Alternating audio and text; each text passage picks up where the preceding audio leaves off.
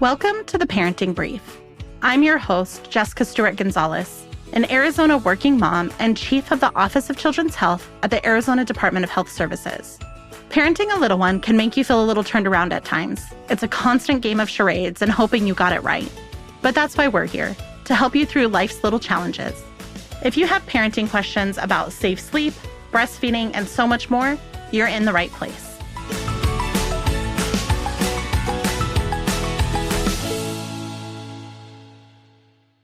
Thank you for joining me on this episode of the Parenting Brief. Our home should be a safe place for our little ones to rest, recharge, and explore the world. But totally normal things we keep in our house, like furniture, toys, appliances, can have defects that can be dangerous to yourself and your family. It's why it's important to understand product recalls, what they are, and how to find out if something you have has been recalled. We have what you need to know up next.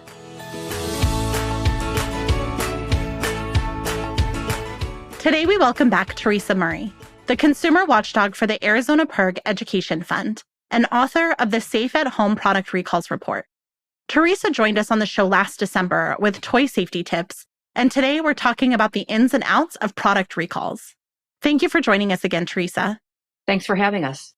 So to start, what does it mean exactly when a product is recalled, and how soon after a problem is identified does it take for an issue to be resolved or for it to come out as a recall? Well, I'll answer the second part of your question first. It takes way too long, but we'll come back to that.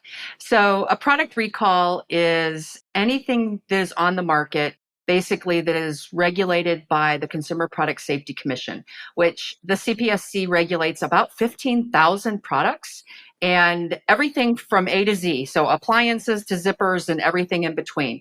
Electronics, toys, appliances, TVs, clothing, power tools. I mean, just about everything except for food and medications and vehicles, pretty much. So, with 15,000 different types of product categories, because you could have like 10 kinds of air fryers. Well, that's just one product category. But with all these bazillions of products on the market, sometimes they don't work so well. And when enough complaints come into the CPSC or go into the company itself, or people end up going to hospitals or doctors, then at some point they realize, the company and or the CPSC realizes, oh, hey, we have a dangerous product here. And then they begin a process to start to recall it. But oftentimes, unfortunately, it is a process and not necessarily a quick fix. So what are some of the most common reasons that we see for a recall, especially in those products for children or available to children, such as toys or clothing? And is there a way for parents to know if something is potentially dangerous before that recall is issued, especially if it takes so long for that recall to be issued? Well, last year we analyzed 292 product recalls that were filed with the CPSC or filed by the CPSC in 2022. And then we also analyzed more than 3,600 consumer complaints just to kind of see the trend lines. But as far as the recalls, the leading reasons for recalls, number one, far and away, was risk of fire. Number two was risk of poisoning. And number three was because they're a choking hazard. And then the fourth one was because of excessive levels of lead. So there are stricter standards for children's products, whether it's a toy or an eating utensil or a piece of clothing. They have to meet much more restrictive standards when the product is intended for a child, as opposed to shoes that you and I would wear or something electronic that you and I would use in our homes. But if it's something that's intended for a child, then there are many more restrictions on that product. And is there a way for parents to know or to be aware that something may have a higher risk of being recalled before that recall is even issued? Well, one of the first things I would do if I had, especially with children, because they're more vulnerable and they're more likely to take chances or something with a product. But if I was going to buy a product for my child, whether it was something for sleeping or whether it was a toy or a piece of clothing, I would go and research it. And one of the places I would research it would be on saferproducts.gov. And you can just do a keyword search. And it doesn't have to be like the specific all of the brand information, the model number, all that junk. Just type in what you know. And you can see if there have been reports already of that product or something by that company.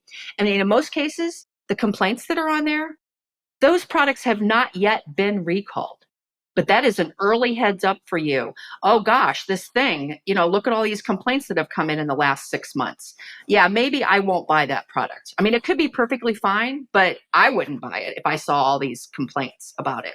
So that's one big thing that people can do. And then piggybacking on that, I really recommend that even if you bought a product and you investigated it, you researched it 2 years ago, and it's something that's still in your home, and the kid plays with it all the time, or you have a younger sibling that's playing with this product or using this product now, is again, go on saferproducts.gov and look and see, gee, since I bought this, has it been recalled? Or have there been a lot of complaints? Because then you can say, well, gosh, maybe it was safe when I first bought it, but maybe it's not now. And that's the most important thing that parents can do. What is the best way to be alerted after that recall does happen? If you're checking in every 6 months, but that recall happens in month 2 after you've done your research, is there a way to be alerted of possible recalls between the time that the parents are taking to look up those products? Because it can be time consuming to look up everything and see what the reviews are.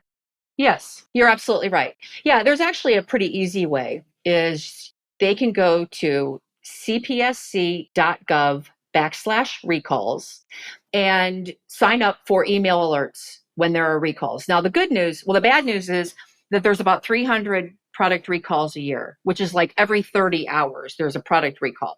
And you're like, oh, wait a minute, Teresa, I don't want my phone dinging, my inbox dinging every 30 hours. Well, in general, the CPSC puts out recalls once a week. Oh, okay. Every Thursday morning, they put out recalls. Unless there's something that's, hugely urgent, then they will issue that in and of itself independently.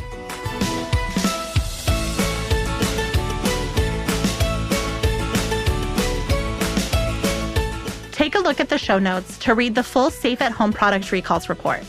If you're interested in learning more tips to keep your kiddos safe while they're growing up, go ahead and follow this show on your podcast player so you never miss an episode. Until next time, this is Jessica. You've got this.